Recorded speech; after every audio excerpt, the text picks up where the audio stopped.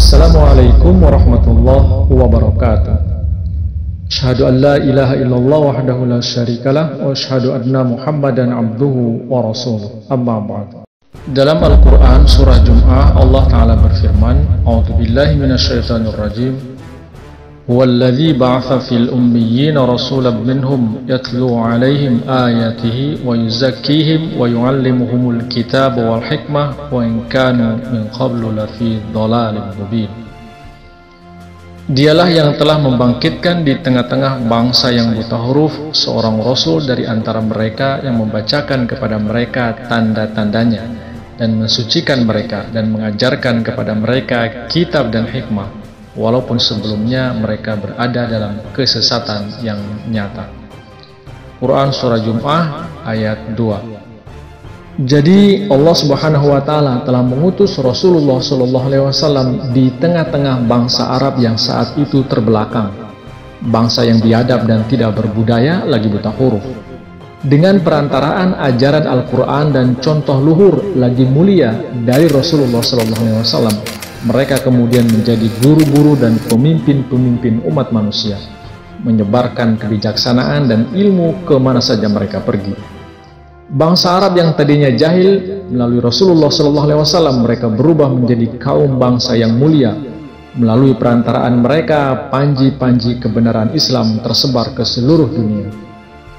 Kemudian di ayat berikutnya Allah Ta'ala berfirman, wa akharina minhum lamma yalhaqu bihim wa huwal azizul hakim. Dan Dia Allah akan membangkitkannya pada kaum lain dari antara mereka yang belum bertemu dengan mereka, dan Dialah yang maha perkasa, maha bijaksana. Quran Surah Jum'ah ayat 3.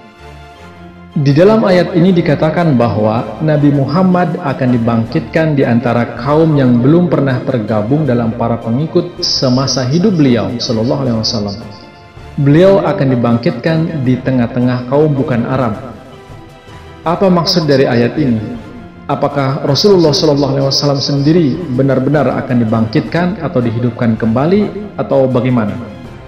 Para sahabat Rasulullah SAW sendiri saat ayat ini turun kepada beliau SAW, mereka tidak paham akan maksud dari ayat ini, sehingga mereka mengajukan pertanyaan kepada Rasulullah SAW.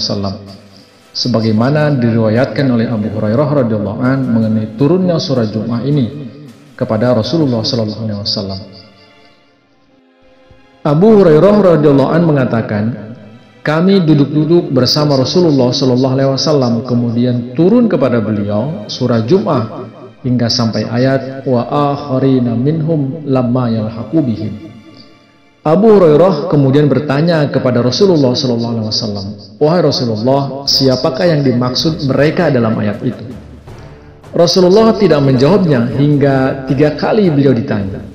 Saat itu hadir di tengah-tengah kami, kata Abu Hurairah, Salman Al-Farsi. Sambil meletakkan tangan di pundak Salman, Rasulullah SAW kemudian menjawab, laukanal imanu inda Suraya lana lahu rijalun aw rajulun min haula'i. Atau laukanal imanu bi Suraya lana lahu rijalun aw rajulun min haula'i.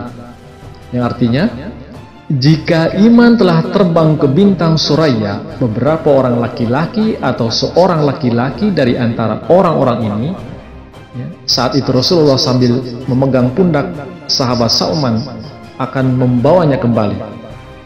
Dengan penjelasan dari Rasulullah SAW sendiri, para sahabat pun menjadi paham apa yang dimaksudkan dari ayat ini.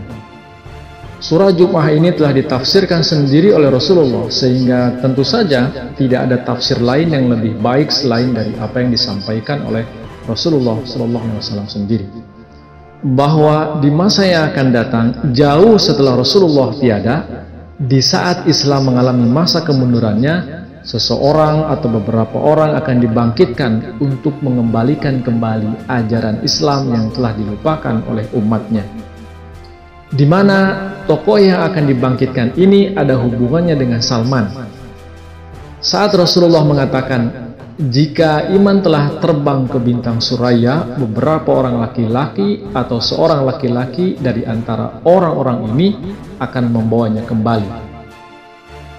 Saat mengatakan itu, Rasulullah SAW memegang pundak Salman atau menepuk pundak Salman, sehingga dapat dipahami bahwa tokoh yang akan diutus itu berasal dari Farsi atau Persia, sebagaimana Salman radhiyallahu an yang berasal dari Persia.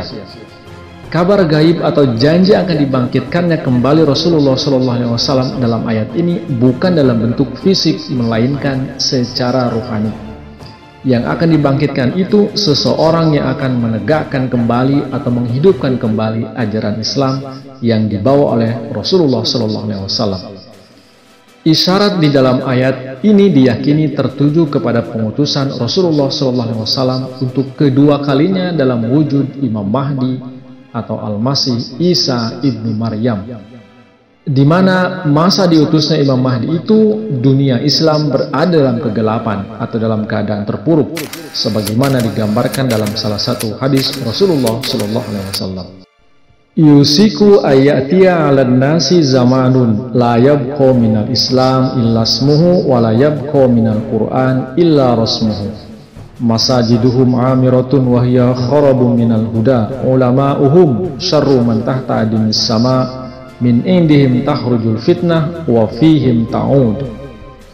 Tidak lama lagi manusia akan mengalami satu zaman yang pada waktu itu Islam hanya tinggal nama dan Al-Quran hanya tinggal huruf-hurufnya saja. Masjid-masjid sangat diramaikan, akan tetapi sunyi daripada petunjuk. Ulama-ulama adalah sejahat-jahat orang yang ada di bawah kolong langit ini, dan dari mereka itulah keluar fitnah-fitnah yang akan kembali kepada mereka. Jadi diutusnya Imam Mahdi merupakan penggenapan dari kabar gaib yang menyebutkan bahwa Nabi Muhammad akan dibangkitkan di tengah-tengah suatu kaum yang sama sekali tidak ada hubungannya dengan kaum Arab, di mana Rasulullah SAW telah diturunkan, sebagaimana telah disebutkan di dalam surah Jum'ah ayat 3. Dan di ayat selanjutnya ditegaskan bahwa hal ini merupakan satu ketetapan dari Allah Subhanahu wa Ta'ala sendiri. Dzalika fadlullahi yu'tihi man yasha wallahu dzul fadlil azim. Itulah karunia Allah, Dia menganugerahkannya kepada siapa yang Dia kehendaki, dan Allah mempunyai karunia yang besar. Quran surah Jum'ah ayat 4. Wallahu a'lam bishawab. Terima kasih. Wassalamualaikum warahmatullahi wabarakatuh.